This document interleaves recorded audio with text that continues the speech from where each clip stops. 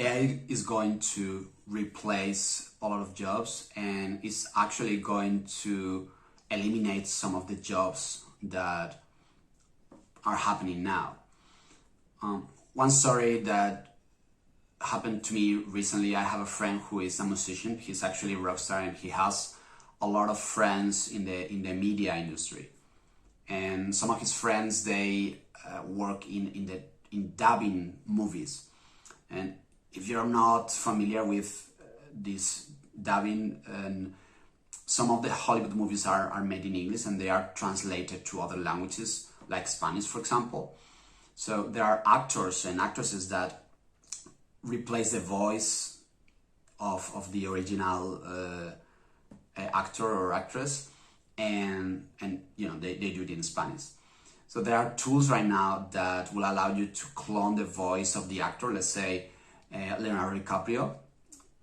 You can clone the voice of Leonardo DiCaprio and do it, replace the exact voice and put it in Spanish, for example. And also there are softwares that allow you to replace the movement of the mouth, so it looks like it's the real voice of Leonardo DiCaprio and speaking in Spanish as if he spoke Spanish perfectly. So basically what I told him is, tell your friends that the dubbing industry is going to disappear for sure. Because, the public is going to prefer the real voice of Leonardo DiCaprio instead of a voice of a person that they don't know. So the question is, what do you do? What do you do now if you are in that situation? So the first thing, in my opinion, is you need to accept that accept AI and accept that AI is going to impact a lot of jobs. And this is something that has been happening for centuries, right? So 100, 200 years ago, there were a lot of horses, and then the car came and the train came, and obviously the population of horses and everybody that was working in the horse industry had to change.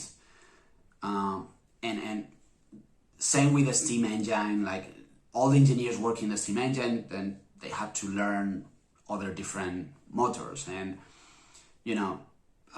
even people doing marketing, before they were sending letters, now they are using Facebook and Instagram and all these social media, right? So every that's progress. Progress means like new things come and you need to adapt. The second thing is understand AI. Understand that AI is just a tool, and instead of going like super into the details, into the math, the general idea is simple to understand. It is a tool that allows you to predict things.